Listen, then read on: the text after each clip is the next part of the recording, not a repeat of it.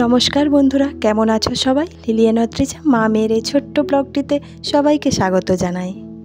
আজ সোমবার, এখন সকাল 6:30 মতো বাজে। আকাশ একদম রোদে ঝলমল করছে আর নীল হয়ে আছে, আর ওপরে আছে সাদা মেঘের ভেলা, ঠিক যেন শরতের আকাশে মেঘের খেলা।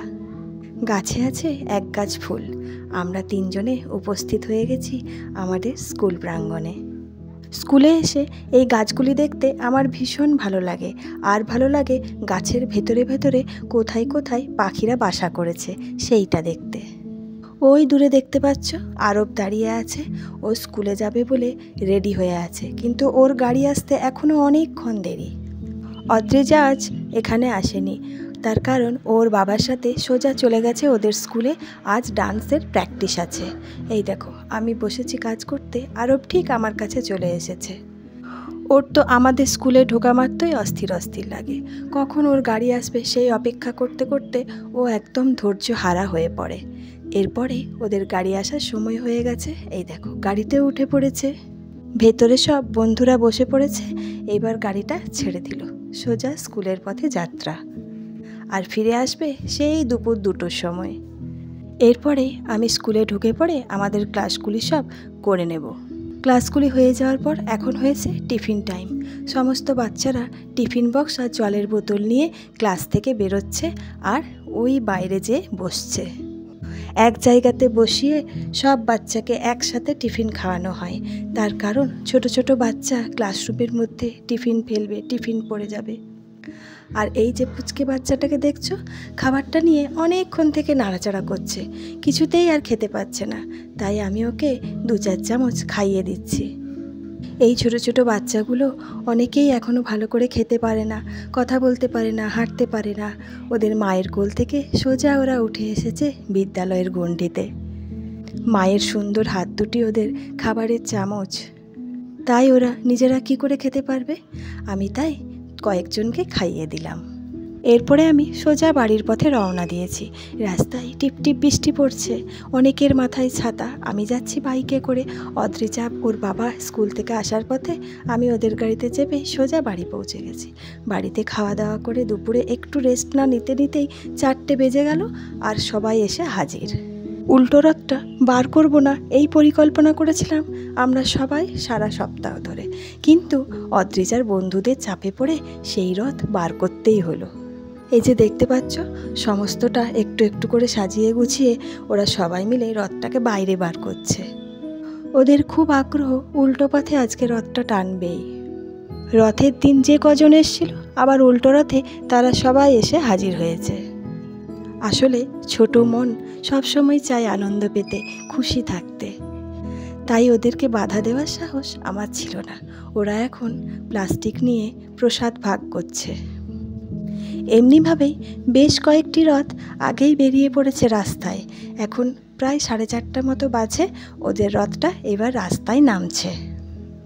আরব ঘুমিয়ে পড়েছিল, ওকে তাড়াতাড়ি করে উঠিয়ে জামা প্যান্ট পরিয়ে ওকেও রেডি করে দিলাম। তবে একটা জিনিস কি জানো, সারা বছর ধরে আমাদের এই আশেপাশের এলাকাতে জগন্নাথ বলরাম সুভদ্রা মহারানীর সেরকমভাবে তো আর পুজো আর্চা করা হয় না। এই রথের কয়েকটা দিনেই ওনাদেরকে ধুমধাম করে পুজো করা হয়।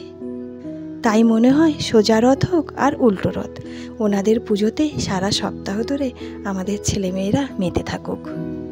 এতক্ষণ ধরে আলোচনার পর এবারে মেন রাস্তাতে রথটাকে নিয়ে যাচ্ছে।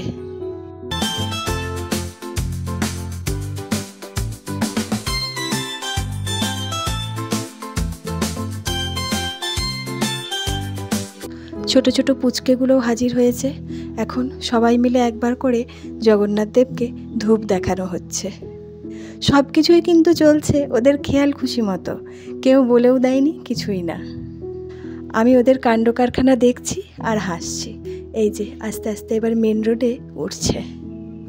গত রবিবার রথের দিন অনেক কিছু আচার নিয়ম বাদ পড়ে গেছিল, বিশেষ করে শাঁখ বাজানোটি। তাই এইবারে ওর ঠাকুমা একদম হাতে করে শাঁখ নিয়ে বেরিয়েছে। শাঁখ বাজিয়ে জগন্নাথ দেবের রথটি রাস্তায় বার করেছেন। আর তোমরা দেখতেই পাচ্ছ ওদের কেমন পরিকল্পনা চলছে, কত দূর যাবে আর কোনখান থেকে ফিরে আসবে।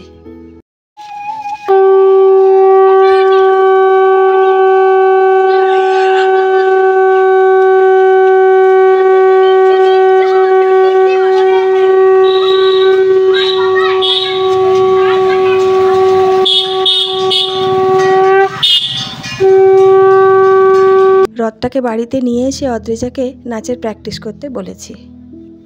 তাই প্র্যাকটিসটা না করলে ঠিকঠাক করে সামনের ক্লাসে করতে পারবে না। আর এই বিকেলটুকুই সময়, তারপরে আবার সন্ধেবেলায় পড়াশোনা আছে, তারপরে আছে ঘুম, আর সন্ধ্যের থেকেই তো ঘুমে চোখ ঘিরে আসে। আর এদিকে আরবে চলছে গাড়ি নিয়ে খেলা। ওর ধৈর্য এতটাই কম, তাই ওকে একবার বলেছিলাম যে তবলাটা প্র্যাকটিস করতে, কিছুতেই করেনি। ও এখন গাড়ি নিয়ে বসে গেছে আর ঘুরিয়ে যাচ্ছে। তবে ছোট ছেলেদের ধরে বেঁধে সব কিছু করানো খুবই মুশকিল, কারণ ওরা একদমই কথা শুনতে চায় না। অদ্রিজা যখন প্র্যাকটিস করছিল তখন আমি ভাবলাম তাড়াতাড়ি রাত্রে রান্নাটা সেরে নিই, তাই কড়াইয়ে একটু সামান্য পরিমাণ ঘি দিয়েছি, আর এদিকে ছানার বলগুলো তৈরি করে রেখেছি। ছানাটাতে একটু নুন, একটু আদা বাটা, একটু মিষ্টি, একটু লঙ্কার গুঁড়ো দিয়ে ভালো করে মেখে রেখেছি। মেখে গোল গোল করে বল করে করে ওগুলো কড়াইয়ে দিয়ে দিচ্ছি। ওগুলো ভালো করে ভাজা হয়ে গেলেই ওটা দিয়ে একটা তরকারি বানিয়ে নেব। আর জানো তো, দিনের বেলায় যেদিন প্রচুর পরিমাণে সবজি খাওয়া হয়, সেদিন রাত্রিবেলায় আর রুটি দিয়ে সবজিটা ঠিকঠাক পছন্দ হয় না। তাই আমি ভাবলাম অনেকটাই দুধ ছিল, ছানা বানিয়ে ওটাকে ভালো করে বড়া করে ওটার একটা তরকারি বানিয়ে ফেলি। আর আমাদের বাড়িতে দিনের তরকারি রাত্রে কিছুতেই খাবে না, তাই রোজ রান্না।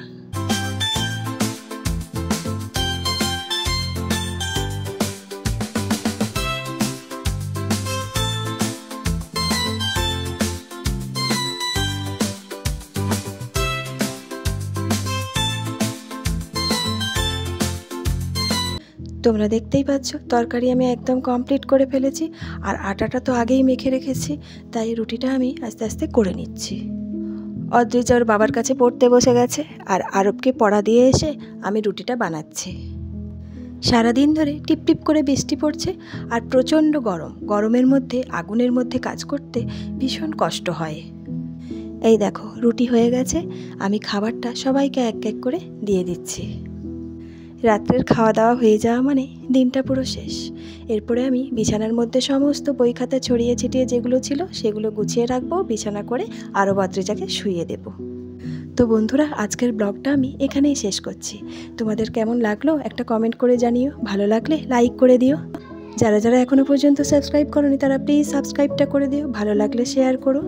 তোমরা সবাই ভালো থেকো, সুস্থ থেকো আর আনন্দে থেকো। দেখা হবে খুব শিগগির পরের একটা ব্লগে। তোমরা সবাই খুব খুব খুব ভালো থেকো, সুস্থ থেকো আর অনেক আনন্দে থেকো।